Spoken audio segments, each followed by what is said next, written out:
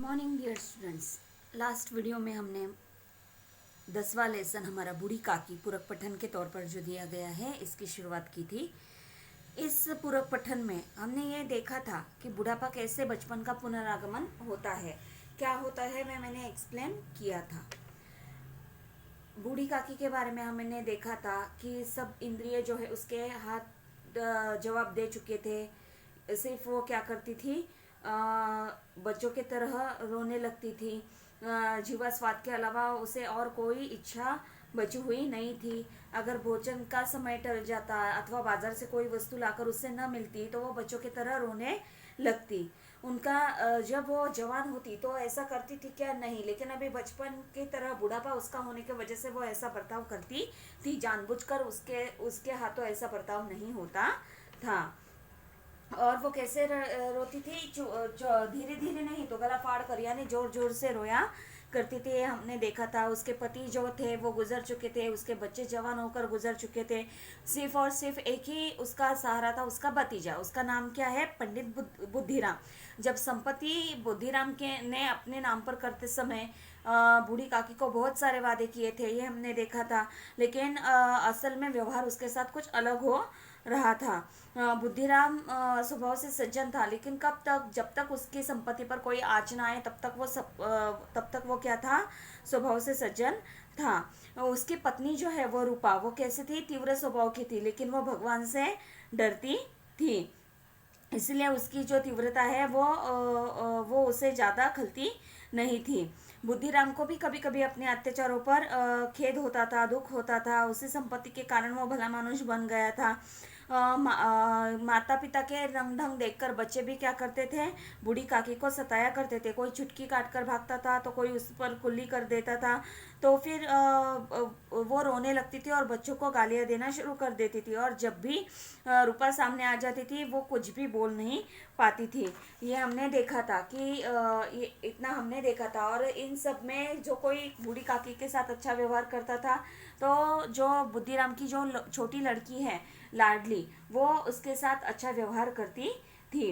हमने ये इंसिडेंस देखा कि रात का समय था, बुद्धिराम के द्वार पर शहनाइयाँ बज रही थी। दो एक अंग्रेजों के लोगों का बर्ताव हमने देखा था। क्या प्रोग्राम था? तो बुद्धिराम के बड़े लड़के का तिलक आया था। घर में स्त्री महिलाएं गाने गा रही थी। मेहमानों के रूपा जो है वो मेहमानों के भोजन के प्रबंध में व्यस्त थी। अलग अलग पकवान बन रहे थे। लेकिन जो बूढ़ी काकी है, उत्सव होने के बावजूद भी अपने कोठरी में बंद थी। वो जो सुगंध मिश्रित खाने की सुगंध थी, स्वाद मिश्रित सुगंध जो थी, वो उसे बेचैन कर रही थी। वो कहती थी कि आह कैसी सुगंध है, मुझे कौन पूछता है। जब रोटियां खाने के ही लाले पड़े हैं तो पुड़िया कचौरियाँ कहाँ से उसे मिलने वाली है। फूल हम घर में सूंघते हैं। उसने क्या वर्णन किया था? वाटिका में कुछ और बात होती है, इस प्रकार वो उसका वर्णन करती है। वो धीरे धीरे रेंगती हुई कढ़ा के पास जाकर बैठती है। कोई रूपा जो थी वो दिन भर के काम के वजह से बहुत ही अस्वस्थ हो चुकी थी और वो गुस्सा भी नहीं कर पाती थी, क्योंकि आजू बाजू के महिलाएं क्या कहेगी, इतने में ही वो ठंडी पड़ गई है। और जब वो काकी को वहां पर देखी बैठती है तो वो क्या हो जाती है? बहुत गुस्सा हो जाती है। वो बहुत ही काम से थकी हुई थी, बेचैन हुई थी, लेकिन काकी को जैसे ही देखती है वो बहुत ही गुस्सा हो जाती है। और वो क्या करती है? काकी पर झपट पड़ती है और कहती है कि ऐसे पेट में आग लगे, पेट है या भाड़ है, कोठी में बैठे हुए क्या दम घुटता था। वो ऐसा भला बुरे शब्द उसे क्या कहती है। बूढ़ी काकी को बुरा लगता है, वो पश्चाताप करती है और उसे वो भी समझ जाती है कि उसे रूपा पर बिल्कुल भी क्रोध नहीं आता। वो समझ जाती है कि सच्ची बात कह रही थी रूपा कि भगवान को भोग लगाने के पहले, मेहमान खाने के पहले हम कैसे खा सकते हैं। देखो हमारी परंपरा बनी हुई है कि हम खाना बनाने के वक्त क्या करते हैं? भगवान को भोग चढ़ाते हैं, भगवान को नैवेद्य दिखाते हैं। उसके बाद अगर कोई मेहमान हमारे घर में हो तो उसे भरपेट खाना खिलाते हैं और बाद में हम लोग खाना खाते हैं। वो बूढ़ी काकी को ये बात समझ में आती है कि रूपा जो कह रही थी बहुत ही सही कह रही थी। उसे अपने आप पर पश्चाताप आता है और वो कहती है कि अब तक कोई बुलाने नहीं आएगा तब तक मैं यहाँ से जाऊंगी नहीं। इतना वो क्या करती है? सोचती है। यहाँ तक हमने लास्ट वीडियो में देखा था। अब हम आगे के बारे में देखेंगे। मन ही मन इसी प्रकार का विचार कर वह बुलाने की प्रतीक्षा करने लगी। यानी मन ही मन में वो यही सोचती रही कि रूपा जो कह रही थी वो सच कह रही थी, मैंने यही थोड़ी जल्दबाजी की, मुझे ऐसा करना नहीं चाहिए था। अब तक जब तक रूपा नहीं बुलाएगी मैं खाना खाने जाऊंगी नहीं। यह विचार करते वक्त वह बुलाने की प्रतीक्षा करने लगी, राह देखने लगी। उन्हें एक एक पल एक एक युग के समान मालूम होता था। एक एक पल जो था वो एक एक युग है मानो, ऐसे उन्हें लग रहा था। धीरे धीरे एक गीत गुनगुनाने लगी। उन्हें मालूम हुआ कि मुझे गाते देर हो गई। वो धीरे धीरे एक गीत जो है, एक गाना जो है वो गुनगुनाने लगी और उसे पता चला कि ये गाना जो है वो बहुत देर से गा रही है। क्या इतनी देर तक लोग भोजन कर ही रहे होंगे? इतनी देर हो गई, इतना समय हो गया, इतने समय तक लोग जो है वो भोजन कर ही रहे होंगे क्या? किसी की आवाज़ नहीं सुनाई देती। यानी घर में फंक्शन है तो लोगों की चहल पहल होती है, लोगों के बोलने की आवाज़ें आ रही होती है, लेकिन अभी किसी की भी आवाज़ नहीं सुनाई दे रही है। अवश्य ही लोग खा पी कर चले गए, मुझे कोई बुलाने नहीं आया। वो सोचती कि अवश्य ही लोग जो है वो खा पी कर चले गए होंगे, खाना खाकर वगैरह चले गए होंगे, लेकिन मुझे बुलाने कोई नहीं आया। रूपा चिढ़ गई है, क्या जाने न बुलाए। उसे क्या लगता है कि रूपा जो है वो मेरे ऊपर बहुत ही गुस्सा हो गई है। शायद मेरे किए की सज़ा देने के लिए शायद वो मुझे खाना खाने के लिए न बुलाए। सोचती हो कि आप ही आएगी, वह कोई मेहमान तो नहीं जो उन्हें बुलाऊं। शायद वो ये भी बात सोच रही हो कि अपने आप बूढ़ी काकी जो है वो आ जाएगी, वो कोई तो गेस्ट नहीं है, कोई मेहमान नहीं है कि उसे बुलाने जाऊँ, और बुलाने के बाद वो खाना खाने की आएगी। बूढ़ी काकी चलने के लिए तैयार हुई। बूढ़ी काकी ने क्या सोचा, शायद रूपा ऐसा सोच विचार कर रही होगी तो मैं क्या करती हूँ, अपने आप ही चली जाती हूँ। वो चलने के लिए तैयार हुई। यह विश्वास कि 1 मिनट में पूड़िया और मसालेदार तरकारियाँ सामने आएगी उनके स्वादेंद्रियों को गुदगुदाने लगा। यह विश्वास था कि अगर वो खाना खाने के लिए जाएगी तो खाना खाने के लिए जाते ही क्या होगा कि जो पूड़िया है, मसालेदार तरकारियाँ यानी मसालेदार जो सब्जियां है वो सामने आ जाएगी खाने के लिए। उनकी स्वादेंद्रियों को गुदगुदाने लगा। उन्होंने मन में तरह तरह के मनसूबे बांधे।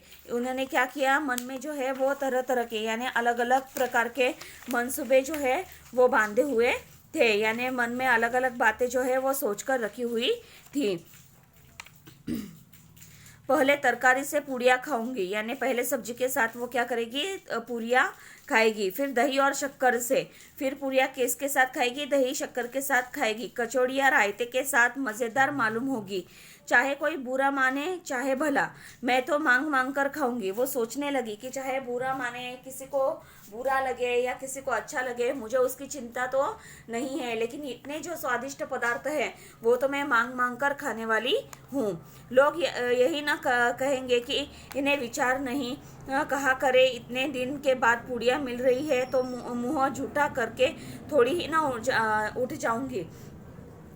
वो यह सोचती है वो कि लोग यही ना कहेंगे कि इन्हें विचार नहीं है, यानी ऐसे खा रही है जैसे कभी मिला हुआ नहीं है, लोग मेरे ऊपर नाम रखेंगे, लेकिन वो उसकी भी परवाह करने के लिए अभी तैयार नहीं है। कहा करे इतने दिन के बाद पूड़ियाँ मिल रही है तो मुँह झूठा करके थोड़े ही उठ जाऊंगी। वो सोचते कि इतने दिनों बाद जो मुझे पूड़ियाँ मिल रही है खाने के लिए, क्योंकि वो उसकी बात हमने देखी थी कि रोटियों के लाले पड़े हुए थे, रोटियाँ कभी कभार मिलती है, तो ये जो पूड़ियाँ है तो पूड़ियाँ सामने होते हुए अगर मैं मुंह झूठा करके यानी थोड़ा सा खाना खा के ही थोड़ी ना वहाँ से मैं उठने वाली हूँ, मैं पेट भर खाकर वहाँ से उठने वाली हूँ। मेहमान मंडली अभी बैठी हुई थी। कोई खाकर उंगलियां चाटता था, कोई तिरछे नेत्रों से देखता था कि और लोग अभी खा रहे हैं या नहीं।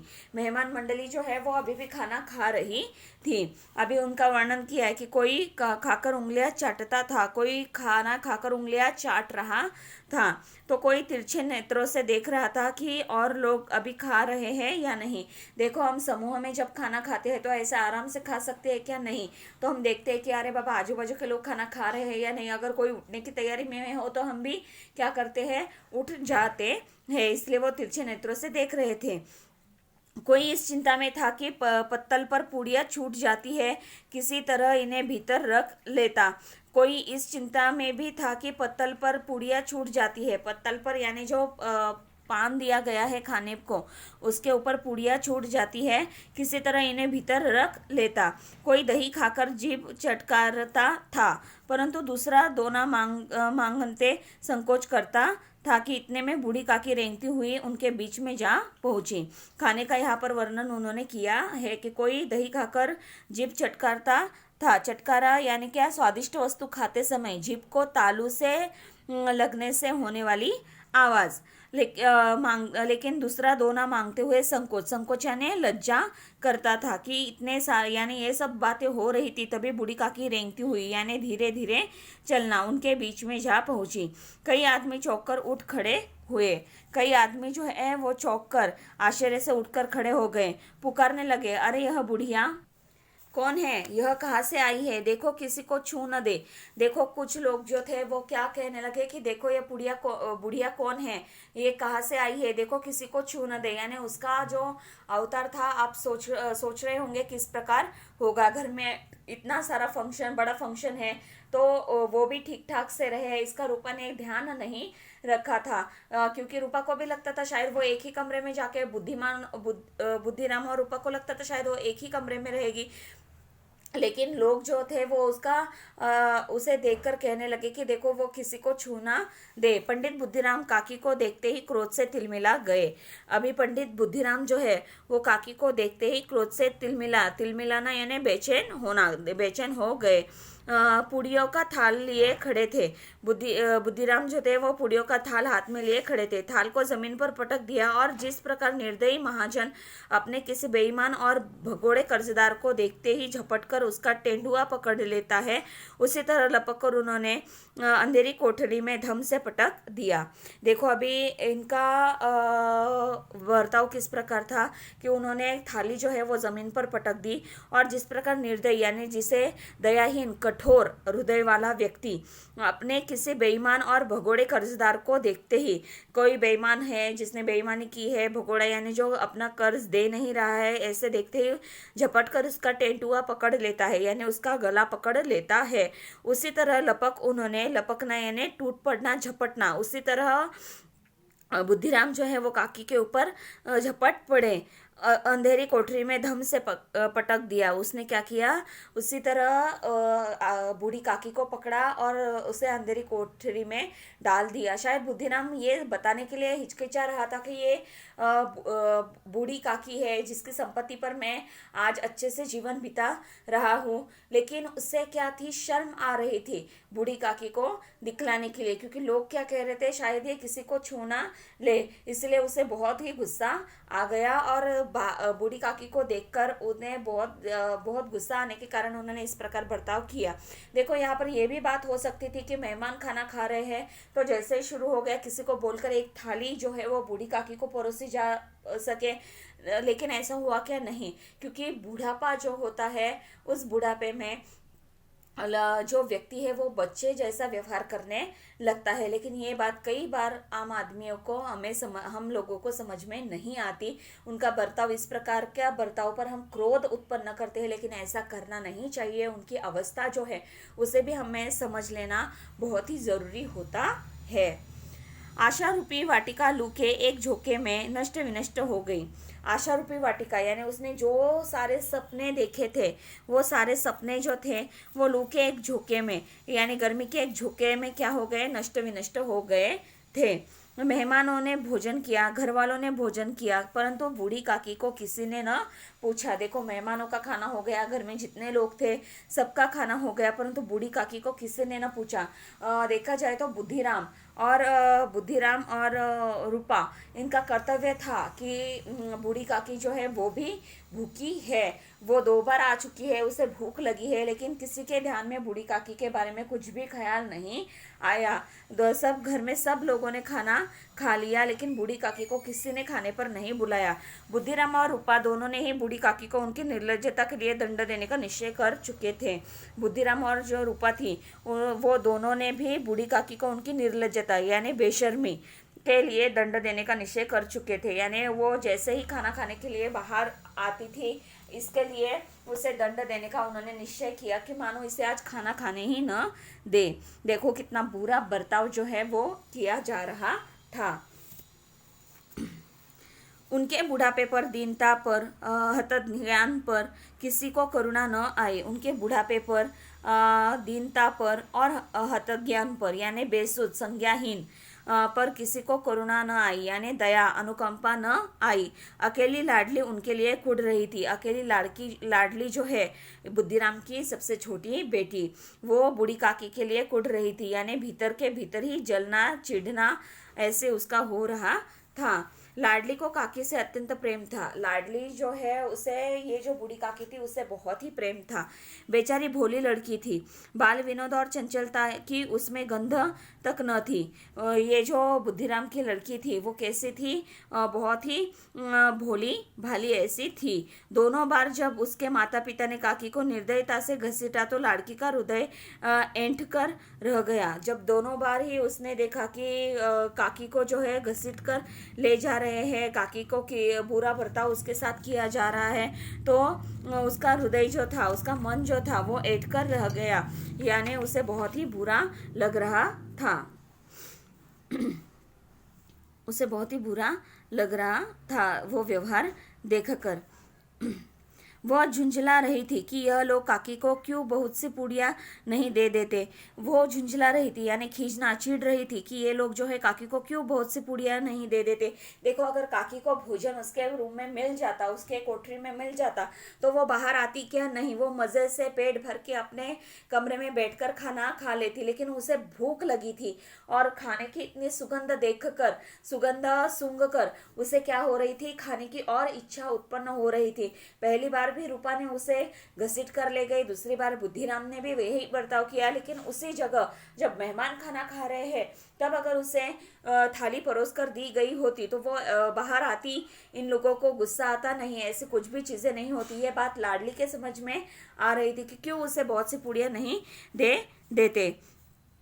उसने अपने हिस्से की पूड़ियाँ बिल्कुल न खाई, उसने खुद के हिस्से की पूड़ियाँ जो थी वो बिल्कुल न खाई, अपनी गुड़ियों की पिटारी में बंद कर रखी थी। उसकी गुड़ियों की जो पिटारी थी यानी बांस, मूंज आदि से बना डिब्बे की शक्ल का पात्र, उसमें उसने बंद कर रखी थी। उन पूड़ियों को काकी के पास ले जाना चाहती थी। उसका हृदय अधीर हो रहा था, अधीर यानी आकुल, उतावला हो रहा था, क्योंकि उसे बूढ़ी काकी से प्यार था और उसे ये समझ में आ रहा था कि बूढ़ी काकी ने खाना खाया नहीं है, उसे भूख लगी हुई है। किसी प्रकार वो पुड़िया जो है वो बूढ़ी काकी तक पहुंचाने का प्रयत्न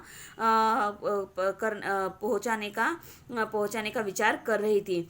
बूढ़ी काकी मेरी बात सुनते ही उठ बैठेंगी, पूड़ियों को देखकर कैसे प्रसन्न होगी, मुझे खूब प्यार करेगी। वो बेचारी छोटी लड़की ये सोच रही है कि बूढ़ी काकी बात सुनते ही, उसकी आवाज़ सुनते ही उठकर बैठेगी, पूड़ियों को देखकर बहुत खुश हो जाएगी और मुझे बहुत प्यार करेगी, यानी मेरा बहुत ही लाड़ प्यार करेगी। रात के 11 बज गए थे। रूपा आंगन में पड़ी सो रही थी। रात के 11 बजने का समय था और रूपा जो थी वो आंगन में पड़ी सो रही थी। लाडली की आंखों में नींद न आती थी। लाडली जो थे उसे आंखों में नींद नहीं आ रही थी, क्योंकि उसे किसी भी तरह बूढ़ी काकी को खाना खिलाना था। काकी को पुड़िया खिलाने की खुशी उसे सोने न देती थी कि कितना खुशी काकी को हो जाएगी। देखो आराम से खाना खाकर सो रहे, लेकिन किसी के मन में थोड़ा भी दुख नहीं हुआ जो इस छोटे बच्चे के मन में हो रहा था। उसे ये सोच रही थी वो कि बूढ़ी काकी को कितनी खुशी मिलेगी। ना ही बुद्धिराम के दिमाग में यह विचार आया, ना ही रूपा के मन में यह ख्याल आया कि बूढ़ी काकी भूखी है, वो कैसे सो पाएगी। अपना पेट जब भूखा होता है तब हम ठीक से नींद सो पाते हैं क्या? नहीं, हमें बहुत ही बुरा लगता है। उसी तरह बूढ़ी काकी कैसे सो पाएगी। लेकिन इन निर्दयों के मन में थोड़ी भी दया नहीं आई।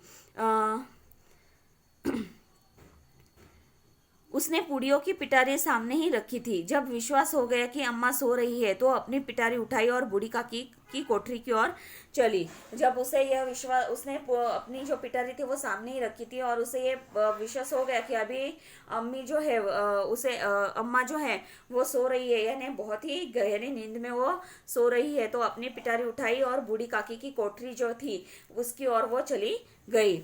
सहसा कानों में आवाज आई, काकी उठो, मैं पुड़िया लाई हूँ। उसने काकी को आवाज दिया। काकी ने लाडली को बोली पहचानी। काकी ने पहचान लिया कि यह लाडली ही है। चटपट उठ बैठी, जल्दी से वो उठकर बैठ गई। दोनों हाथों से लाडली को टटोला और उसे गोद में बैठा लिया। उसने क्या किया, दोनों हाथों से लाडली को टटोला, उसे प्यार किया, उसे गोद में बैठा लिया। लाडली ने पुड़िया निकाल कर दी। लाडली ने क्या किया, उसने जो बॉक्स अपने इसमें पेटारी में जो पुड़िया रखी थी वो पुड़िया निकाल कर उसने क्या की, काकी को दे दी। काकी ने पूछा, क्या तुम्हारी अम्मा ने दी है? काकी ने ये पूछा कि ये जो पुड़िया है वो पुड़िया तुम्हारे अम्मा ने दी है क्या? लाडले ने कहा, नहीं, यह मेरे हिस्से की है। लाडले ने क्या कहा, नहीं, ये मेरे हिस्से की है। काकी पुड़ियों पर टूट पड़ी। देखो कितना बचपना होता है कि मेरे हिस्से की है, तो फिर भी ये दिमाग में नहीं आया कि तूने क्या खाया। फिर वो बचपना ही ऐसा होता है।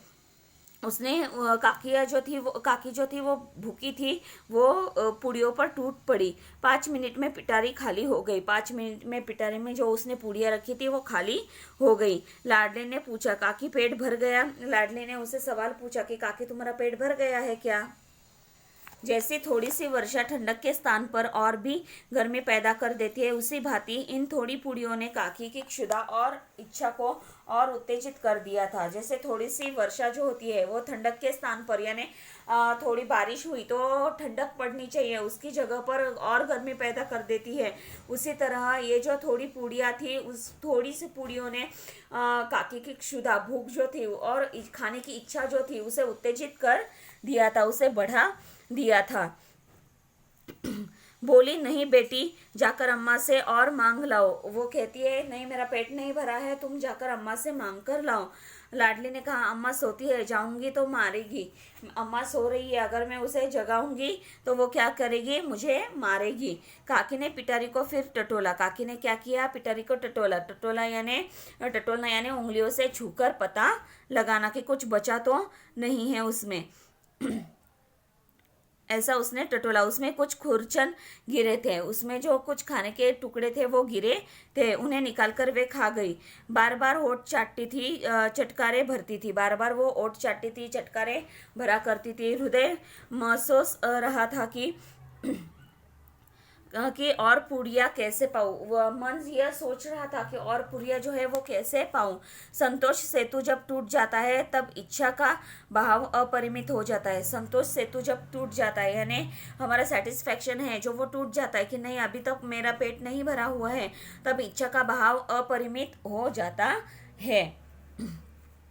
मत वालों को मद का स्मरण करना उन्हें मदांध बनाता है। काकी का अधीर मन इच्छा के प्रबल प्रवाह में बह गया। काकी का जो अधीर मन था वो इच्छा के प्रवाह में बह गया, यानी यहाँ पर जो है काकी की जो खाने की इच्छा थी वो प्रबल हो चुकी थी और वो मुझे चाहिए इस प्रवाह में बदल गई थी। उचित और अनुचित का विचार जाता रहा। वे कुछ देर तक उस इच्छा को रोकती रही। सहसा लाडली से बोली, मेरा हाथ पकड़कर वहां ले चलो जहां मेहमानों ने बैठकर भोजन किया है। उचित अनुचित का विचार वो कर रही थी कि मैं जो करने जा रही हूँ वो उचित होगा या अनुचित होगा, ठीक होगा या नहीं होगा। वे कुछ देर तक उसकी जो खाने की इच्छा है उसे रोक कर रखने का प्रयास करती रही, लेकिन वो कंट्रोल नहीं कर पाई। सहसा लाडली से बोली, वो अचानक से लाडली से बोली, मेरा हाथ पकड़कर वहां ले चलो जहां मेहमानों ने बैठकर भोजन किया है। लाडली उनका अभिप्राय समझ न सकी, यानी उनका अभिप्राय क्या है, उनका कहने का उद्देश्य क्या है, वो लाडली समझ न सकी। उसने काकी का हाथ पकड़ा और ले जाकर झूठे पत्तलों के पास बैठा दिया। देखो कितनी बुरी अवस्था है। उसने काकी का हाथ पकड़ा और झूठे पत्तल जो थे, मेहमानों जहाँ पर खाना खाया था, झूठे पत्तल जहाँ पर डाले थे वहाँ पर उसके पास बैठा दिया। दीन क्षुधातुर हतज्ञान बुढ़िया पत्तलों से पुड़ियों को टुकड़े चुन चुन कर भक्षण करने लगी।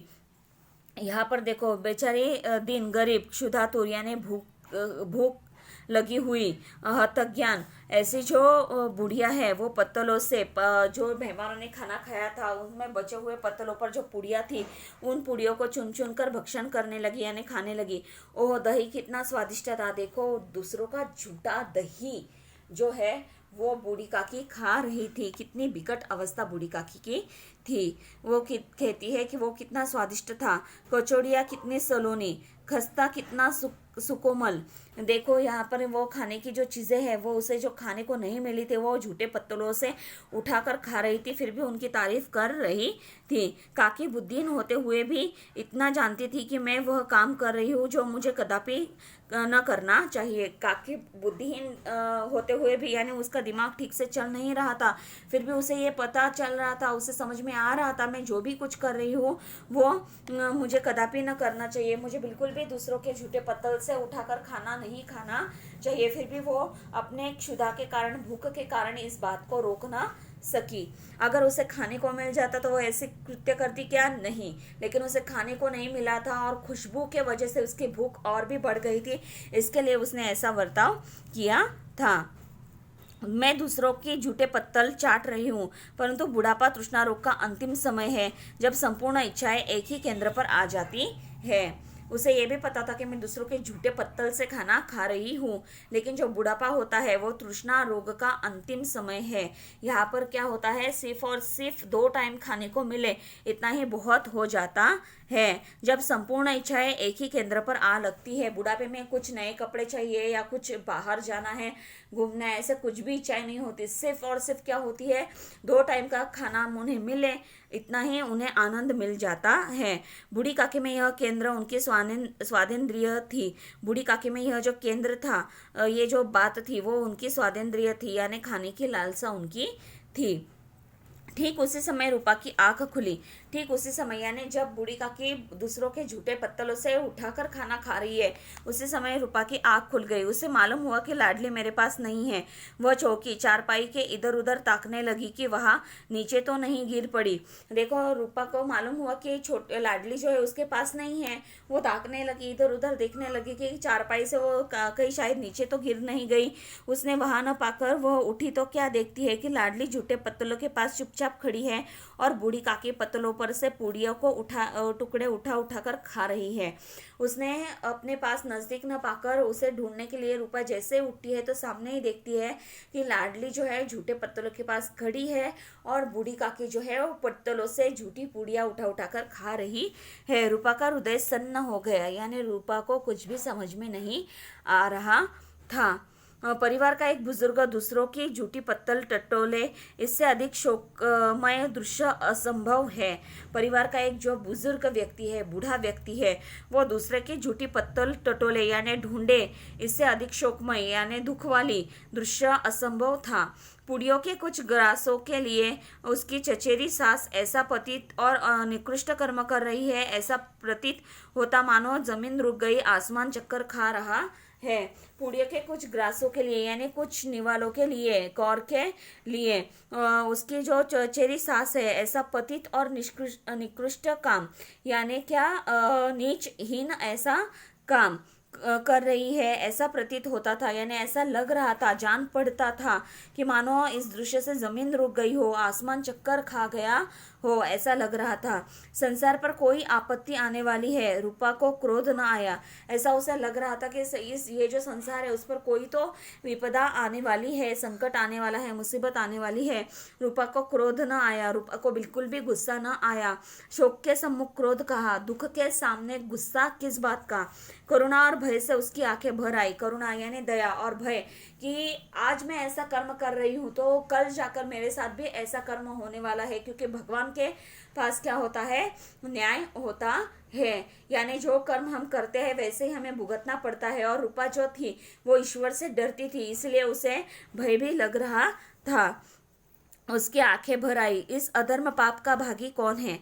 उसने सच्चे हृदय से गगन मंडल की ओर हाथ उठाकर कहा, परमात्मा मेरे बच्चों पर दया करो। ये जो अधर्म उसने किया था, जो धर्म के विरुद्ध काम उसने किया था, उसका भागी कौन है, उसका जिम्मेदार कौन है? उसने सच्चे हृदय से यानी सच्चे मन से गगन मंडल की ओर यानी आसमान की ओर हाथ उठाकर कहा, परमात्मा यानी हे भगवान मेरे बच्चों पर दया करो। इस अधर्म का दंड मुझे मत दो, नहीं तो मेरा सत्यानाश हो जाएगा। ये जो पाप मैंने किया है उसका दंड मुझे मत देना, वरना मेरा सत्यानाश हो जाएगा। क्योंकि उसे भी ये डर लग रहा था, आज मैंने ऐसा बुरा व्यवहार किया है, मेरे बच्चे ये सब कृत्य देख रहे हैं, कल जाकर वो मेरे साथ कहीं ऐसा कृत्य ना कर दे, इसलिए वो भगवान से क्या कर रही है, माफी मांग रही है। रूपा को अपनी स्वार्थपरता और अन्याय इस पर प्रकार प्रत्यक्ष रूप में कभी न दिख पड़े थे। रूपा को अपनी जो स्वार्थता थी, वो जो अन्याय अत्याचार कर रही थी, इस प्रकार कभी उसे समझ में नहीं आ रहा था कि हम बूढ़ी काकी के साथ कितना अनुचित व्यवहार करते हैं। वह सोचने लगी, हाय कितनी निर्दयी हूँ। वो खुद के बारे में सोचने लगी कि हाय मैं कितनी निर्दयी हूँ। जिसकी संपत्ति से मुझे 200 रुपया वार्षिक आय हो रही है, उसकी यह दुर्गति। जिसके संपत्ति से ही, जिसकी जायदाद से ही मुझे 200 रुपया वार्षिक आय हो रही है, इनकम मिल रहा है, उसकी यह दुर्गति यानी उसकी ऐसी दुर्दशा और मेरे कारण इसकी ऐसी दुर्दशा है। दयामय भगवान मुझसे बड़ी भारी चूक हो गई है, मुझे क्षमा करो। उसे पश्चाताप आता है कि इसकी संपत्ति के कारण ही, इसके पैसों के कारण ही आज हमें अच्छे दिन आए हुए हैं, लेकिन इसके पैसों के कारण जो हमें अच्छे दिन आए हैं उसी की मैं इतनी दुर्दशा कर रही हूँ। वो भगवान से क्षमा मांगती है कि मुझे माफ़ करो। आज मेरे बेटे का तिलक था, सैकड़ों मनुष्य ने भोजन किया, मैं उनके इशारों की दासी बनी रही। आज वो सोचती है कि आज मेरे बेटे का तिलक था, कितने सारे लोगों ने मेरे घर पर भोजन किया और मैं उनके इशारों की दासी बनी रही, यानी जो कहता है वैसे मैं करती गई। अपने नाम के लिए सैकड़ों रुपए व्यय कर दिए, अपना नाम रखने के लिए सैकड़ों रुपए खर्च कर दिए, परंतु जिसके बदौलत हजारों रुपए खाए उसे इस उत्सव में भी भरपेट भोजन न दे सकी। लेकिन जिसके बदौलत यानी जिसके वजह से मुझे हजारों रुपए मिल रहे हैं, उस हजारों रुपए देने वाली ये जो बूढ़ी काकी है, उस बूढ़ी को मैं भरपेट खाना भी न दे सकी। केवल इसी कारण कि वह वृद्ध असहाय है, केवल इसी कारण कि वो वृद्ध है, असहाय है, वो ठीक से चल नहीं पा रही है, इसी कारण उसका तिरस्कार करते हुए मैंने ऐसा कर्म किया। उसे अपने किए पर पश्चाताप होता है। रूपा ने दिया जलाया, अपने भंडार का द्वार खोला और एक थाली में संपूर्ण सामग्रियां सजाकर बूढ़ी काकी की ओर चली। रूपा ने क्या किया कि असहाय यानी क्या, बेसहारा, जिसके कोई सहायता न करने वाला हो। रूपा ने दिया जलाया और अपने भंडार का द्वार खोला और एक थाली में जितनी भी खाने की चीजें हैं वो सारी चीजें सजाकर बूढ़ी काकी की ओर चली। रूपा ने कंठावरुद्ध स्वर में कहा, काकी उठो, भोजन कर लो, मुझसे आज बड़ी भूल हो गई, उसका बुरा न मानना। परमात्मा से प्रार्थना कर दो कि वह मेरा अपराध क्षमा कर दे। कंठावरुद्ध होकर कहा, यानी उसके रोने से आवाज में उसने कहा कि काकी उठो, भोजन कर लो, मुझसे आज क्या हुई है, बहुत बड़ी भूल हो चुकी है, उसका बुरा ना मानना। हम सबने खाना खाया, लेकिन तुमने जो व्यवहार किया उसकी सजा देने के लिए हमने तुम्हें भूखा रखा, ये हमसे मुझसे बहुत बड़ी गलती हो चुकी है, इसका बुरा मत मानना और परमात्मा से ये प्रार्थना करना कि वो मुझसे जो अपराध हुआ है, मुझसे जो गलती हुई है उसके लिए मुझे क्षमा कर दे। क्योंकि रूपा जो है वो भगवान से बहुत डरती है। भोले भोले बच्चों की भांति जो मिठाइयाँ पाकर मार और तिरस्कार सब भूल जाते हैं, बूढ़ी काकी वैसे ही सब भूलकर बैठी हुई खाना खा रही थी। भोले भाले जो बच्चे होते हैं, जैसे छोटे छोटे बच्चे होते हैं, मिठाइयाँ अगर उन्हें दी जाए तो उन्हें अगर मारा हुआ हो, अगर उनका तिरस्कार किया हो तो वो सब बातों को भूल जाते हैं और मिठाइयाँ पाकर क्या हो जाते हैं, बहुत ही खुश हो जाते हैं, अपने साथ क्या बर्ताव हुआ था सारी बातों को भूल जाते हैं। उसी तरह बूढ़ी काकी वैसे ही सब भूलकर बैठी हुई खाना खा रही थी कि इसी रूपा ने मेरा तिरस्कार किया, मुझे घसीट कर ले गई, इन सारी बातों, इसने खाना नहीं दिया, इन सारी बातों को वो भूल गई। लेकिन सामने जो थाली थी उससे बहुत ही आनंद से वो क्या कर रही थी, खा रही थी। उसने एक एक रोए से सच्ची सदिच्छाएं निकल रही थी, उसके एक एक जो रोए थे उससे सदिच्छाएं यानी क्या, शुभ कामनाएं निकल रही थी और रूपा बैठी इस स्वर्गीय दृश्य का आनंद लेने में निमग्न थी। इतना होने के बावजूद भी वो क्या कर रही थी, शुभकामनाएं दे रही थी कि अच्छा हुआ तुम्हें याद आया, मुझे खाना मिल गया, तुम्हारा भला हो वगैरह, ऐसे कुछ शुभकामनाएं वो दे रही थी। और रूपा बैठी इस स्वर्गीय दृश्य का आनंद लेने में निमग्न यानी मग्न थी। यहाँ पर देखो इस 21 श्रेष्ठ कहानियों से यह जो है पूरक पठन लिया गया है। इस पाठ से हमें क्या समझ में आता है कि हमेशा हमें वृद्धों का क्या करना चाहिए, मान सम्मान करना चाहिए, उन्हें आदर से उनके साथ बर्ताव करना चाहिए, क्योंकि उनका बुढ़ापा कैसे होता है, बचपन जैसे होता है। जैसे छोटे बच्चों का हम लाड़ प्यार करते हैं, उसी तरीके से बूढ़ों को हमें संभालना चाहिए, क्योंकि उनका भी मन होता है, उनकी भी कुछ इच्छाएं होती है, उनका आदर भाव हमने रखना चाहिए। इस पाठ के माध्यम से प्रेमचंद्र जी ने समाज में व्याप्त जो बदखिलाफी है, वृद्धों के प्रति तिरस्कार की भावना है, उन पर जोरदार उन्होंने प्रहार किया हुआ है। और यह भी सीख दी है कि हमें हमेशा क्या करनी चाहिए, बूढ़े व्यक्तियों का आदर रखना चाहिए, उनका मान सम्मान करना चाहिए। यह सीख हमें इस पाठ के माध्यम से मिलती है। उम्मीद करती हूँ कि आपको ये पाठ समझ में आ गया होगा। तो अभी क्या करना है, स्वाध्याय के नीचे जो क्वेश्चन आंसर है वो आपको लिखने हैं, ठीक है। सूचना के अनुसार कृत्य करो, कृति पूर्ण कीजिए, बुद्धिराम का काकी के प्रति दुर्व्यवहार दर्शाने वाली 4 बातें, कारण लिखिए, सूचना के अनुसार शब्द में परिवर्तन कीजिए, ये भी आपको नोटबुक में लिखना है। और अभिव्यक्ति, स्वमत अभिव्यक्ति, बुजुर्ग आदर सम्मान के पात्र होते हैं, दया के नहीं। इस सुवचन पर अपने विचार लिखिए। 7 से 8 पंक्तियों तक आपको क्या करना है, अपने विचार यहाँ पर लिखने हैं। तो उम्मीद करती हूँ आपको सब समझ में आ गया होगा। पूर्ण स्वाध्याय आपको आपकी हिंदी के नोटबुक में लिखना है। तो आज के लिए हम यहीं पे रुकते हैं। धन्यवाद।